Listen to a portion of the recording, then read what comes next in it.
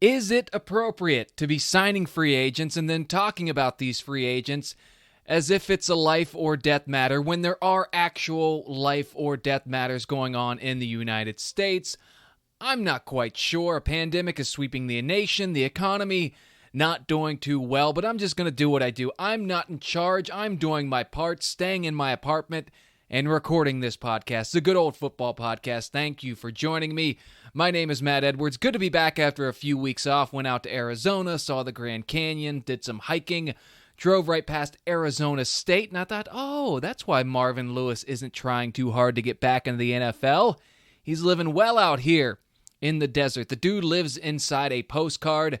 And guess what? Joining Marvin soon in the desert will be the one, the only DeAndre Hopkins, just given away to the Arizona Cardinals on the first day of free agency. I guess it's really not free agency yet, but it is kind of free agency already. It's the legal tampering period. That said, DeAndre Hopkins, not a free agent. Teams were able to move today, given the CBA being struck. Today is Monday when I'm recording this, by the way. Somehow it already feels like Wednesday. David Johnson is a good running back. A second-round pick is nice, but they are not worthy of landing DeAndre Hopkins. I don't know if Bill O'Brien started boozing a little for St. Patrick's Day. Maybe he's excited. I cannot tell you. And it seems to be an issue now where DeAndre Hopkins and Bill O'Brien didn't get along. Okay, that's fine. If you want to trade the guy, do it. But my goodness, was it the first call you got you were good with? If I'm a Texans fan right now, I'm breaking down Bill O'Brien's door. I'm demanding answers. You look at what the Browns gave up for OBJ last year, a first-round pick, a starting guard in Kevin Zeitler, Jabril Peppers, who's a decent safety, a pretty good special teams guy at a minimum, and a third-round pick, first-rounder, third-rounder, one pretty good starter, one fringe starter for OBJ and Olivier Vernon. I mean, what do the Cardinals have? Do they have blackmail on Bill O'Brien? Does Cliff Kingsbury know something about Bill that we do not? I don't know. It seems to be the answer is DeAndre Hopkins and Bill O'Brien didn't get along. Okay. Sometimes you don't get along with the people you work with. If this is a backup right tackle, trade him. If it's your best player, I don't know, maybe deal with it. The fans don't really like Bill O'Brien anyways. I'll tell you this much. Get ready for the NFC West to be in prime time. Cardinals are a fireworks show now with Kyler Murray, DeAndre Hopkins. They brought back Kenyon Drake. Everyone loves Larry Fitzgerald. You got the 49ers, the defending NFC champions. Russell Wilson, still there, a magician who just decided to play quarterback instead of doing magic. And then, by the way, the Rams are still there. They were the blueprint for every franchise in football a year ago. Not the case this year, but they're still a contender in that division. I think they were 7th in the NFC last year, so they would have made the playoffs under the new rules. Starting in 2021, we're going to have a 17-game season. Starting this year, we will have 7 teams in the playoffs. The Texans were one of the 6 teams in the playoffs in the AFC this year. And you think back, 2 months ago, Houston gave up a 24-0 lead in Kansas City.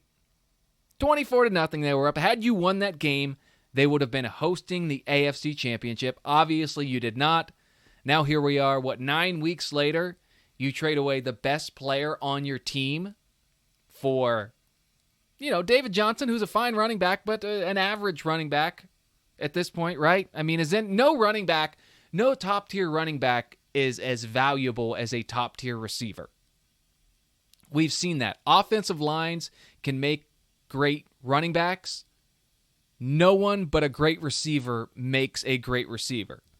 Peyton Manning and Tom Brady have made some pretty good receivers, but only great receivers make great receivers. Maybe next the Texans can give away J.J. Watt for a box of cornflakes. Deshaun Watson might be the one breaking down Bill O'Brien's door with one of those cages full of bees. Release them in his office. Send a message. I mean, you got to wonder if you're Deshaun Watson right now. And yeah, you've still got Will Fuller there. You've got, I can't remember his name right now, the guy they traded from Miami or traded to Miami with, as I Google it right now. Kenny Stills. Came up with it before I found it on Google. I deserve credit for that, but what a bad year for the Texans. If you would have told them in a 2-month span, imagine telling them when they were up 24-0 in Kansas City, hey guys, you're not going to win this one. And by the way, this will be DeAndre Hopkins' last game as a Houston Texan. Been a rough 2020. For the old Texans faithful, 2020's been rough. That's a thing now, too, where people think they're clever on social media, and they're like, I'm so over 2020. People have been doing this for about 5 years. They blame the calendar year for all bad things happening. They'll be like, 2017 can kick rocks.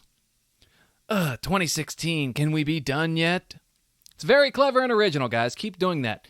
Keep delivering that premium content for your followers. It's great. You should be proud of yourselves. One wide receiver who is not going anywhere is one A.J. Green. Adriel Jeremiah Green got the franchise tag. He gets $18 million from the Cincinnati Bengals this year, although they could still reach a long-term agreement by July 15th. It kind of seems that's not the direction it's going to go. The Bengals want him to prove he is healthy, and that's the only move you can make if you're the Cincinnati Bengals. A.J. Green hasn't been healthy for 2 years. So you can't throw the bank at him, but he's still great when he's on the field, so you can't get a discount either. And when you're bringing in a rookie quarterback and one Joseph Burrow, you need to give him the most help you can. And, of course, A.J. Green will make a wonderful security blanket for Joe Burrow. That's really the only thing the Bengals have done as of about 6 o'clock on Monday. See if they do some more things. Could use a lot of help on that offensive line and at the linebacker position. But, we kind of knew what was going to happen with A.J. Green.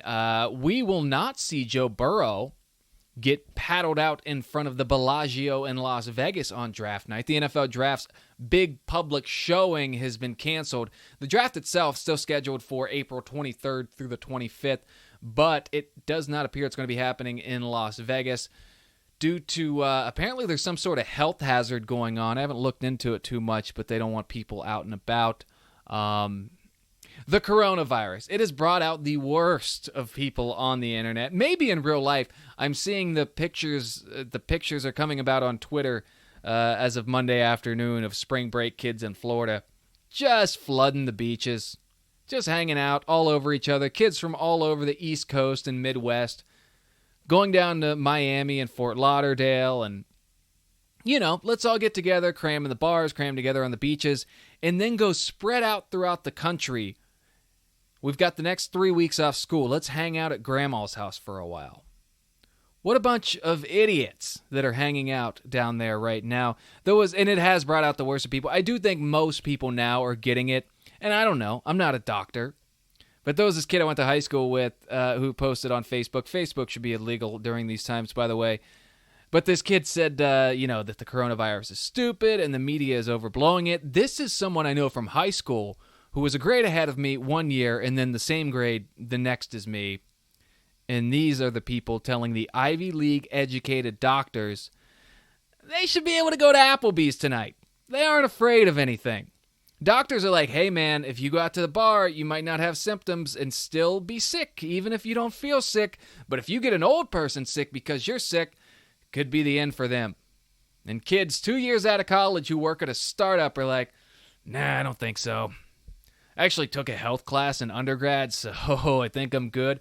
It's the right move to cancel all this stuff. I mean, 7,000 people have died worldwide now, and I'm not going to talk about this at length because I'm sick of hearing about it, but I'm also kind of like, it's kind of what we have to do, and it's my fault for spending too much time on the internet to realize that most people realize that. By the time you hear this, which is coming out Monday evening, it is Monday evening. I'm recording it I'm uploading it as soon as I'm recording it.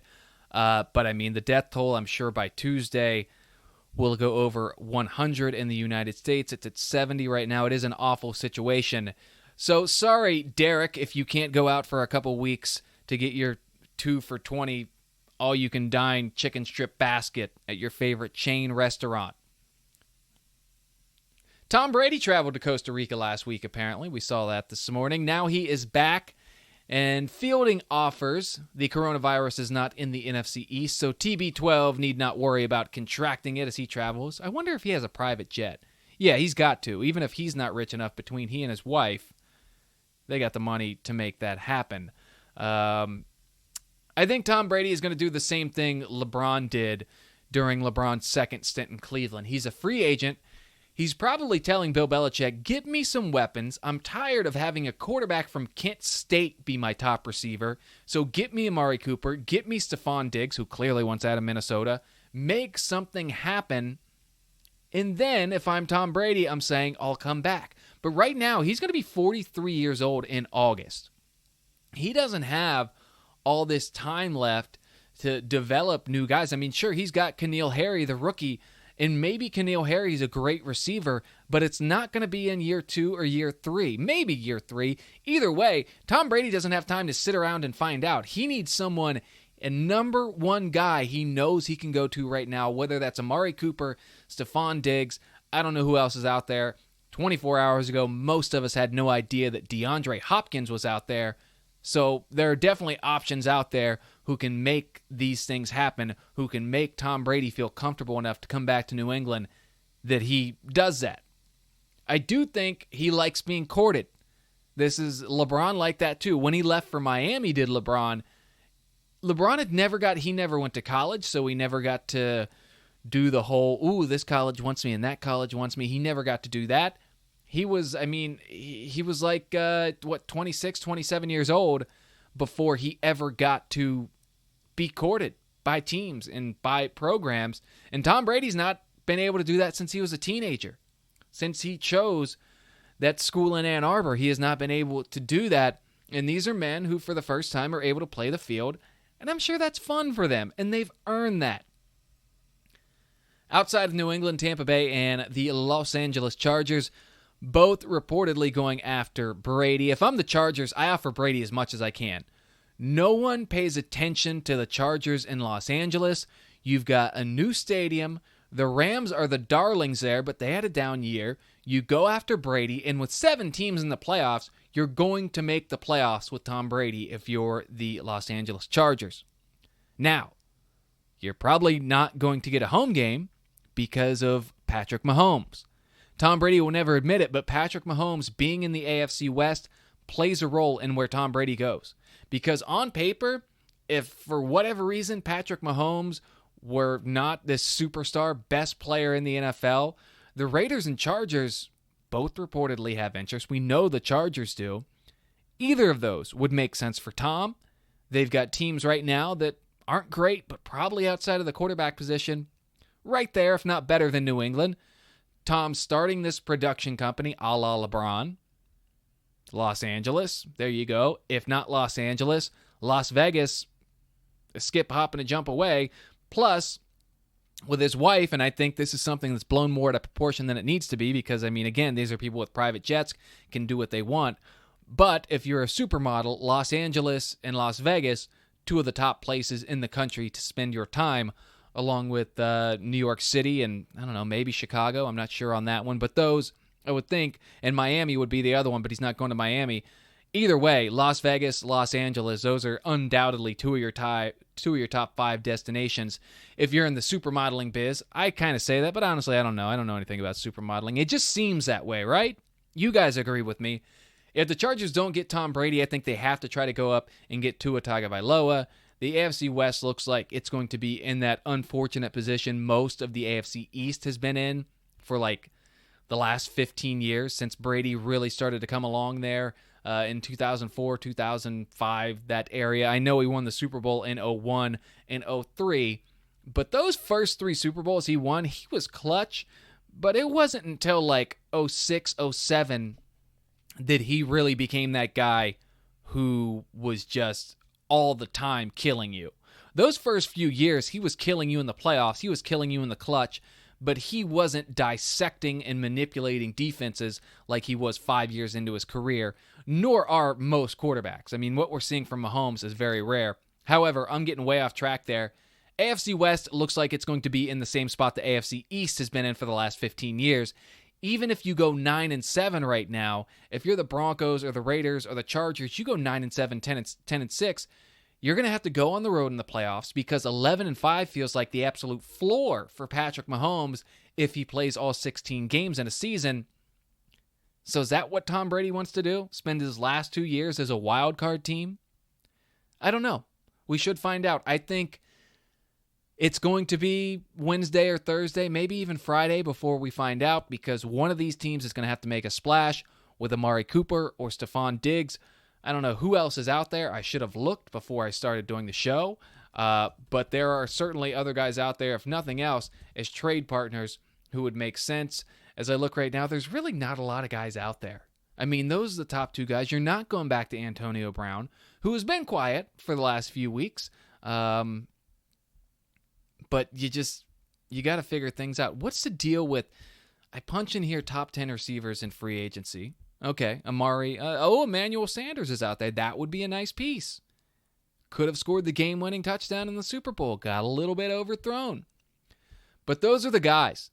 And Tampa Bay is loaded at quarterback. Okay, so really off the top of my head, the only guy that I was missing was the guy I just mentioned, being Emmanuel Sanders, who I think has been one of the more underrated players in the league for the last 10 years with Pittsburgh, Denver, and now San Francisco.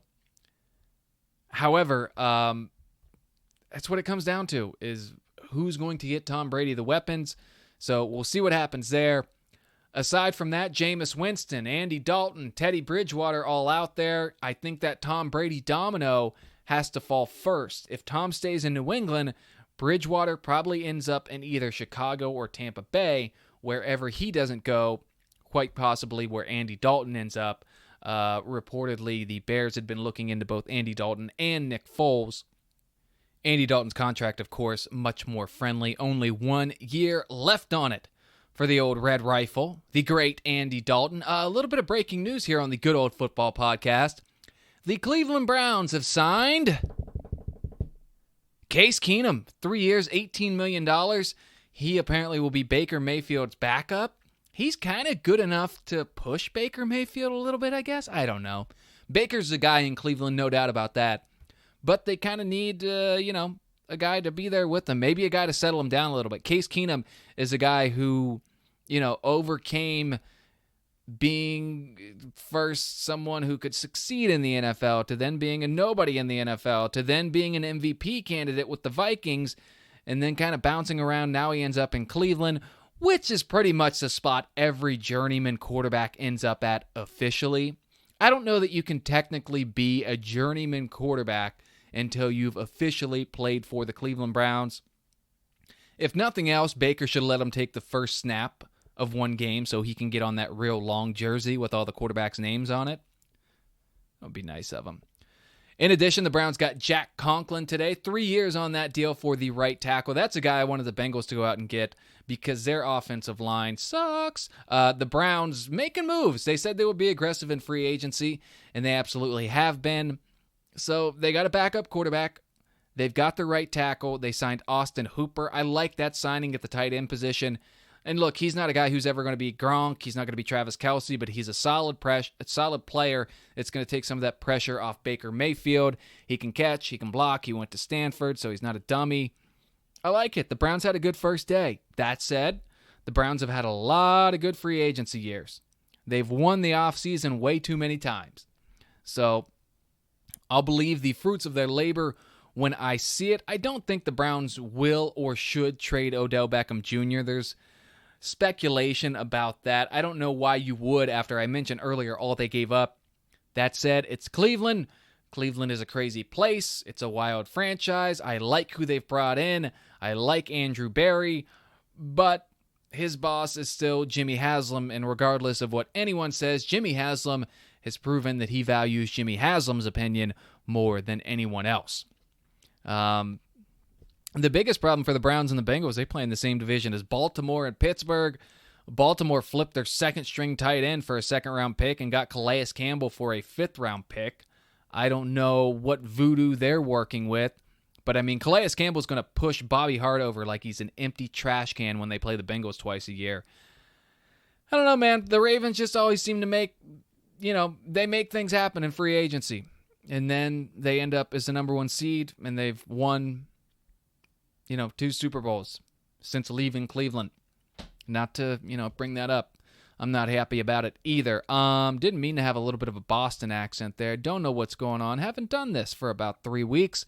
It's good to be back. I had a nice time, messing around. It's a good thing I didn't try to do them because there has been very little NFL news. I'm probably going to record, actually, I will record another podcast this week. I'm aiming for Thursday, and I'll be honest, it really depends on when Tom Brady signs. Because I think once that domino falls, as I mentioned, that's when everything else goes. So please subscribe to the podcast, and you'll get it when it comes out. By that time, the Texans will have traded Deshaun Watson to the Bears for Chase Daniel and a tray of those hot dogs with the pickles in them. So I'll have a new podcast out later this week, unless I bail out on New York City and move to the woods. I love it here, but, I mean, if things start to go down, if they're like, stay in your homes, if we get any sort of notice, I am out of here. I love New York City, but I also know the people here, and that's not who I want to be stuck with when things head south. I want to be in the comfort of the woods where there are really no people. That said, I do well here. People aren't as tough here as you think they are. You get out in New Jersey, you get some tough people, but in New York, it's just, I do well. We'll leave it at that. All right, I appreciate everyone tuning in. It's the Good Old Football Podcast. If you want to follow along on Twitter, I am at Matt Edwards, M-A-T-T. You know how to spell my name. Don't worry about it. If you like the podcast, tell your friends. Lost a little momentum and taking a few weeks off. That's all right. Life happens. Stay safe. Take care of each other. Listen to the doctors. That's why they call them doctors. It's an old word for listen to them because they're smart and want to save your life. Appreciate everyone tuning in. Stay safe. Have a nice week.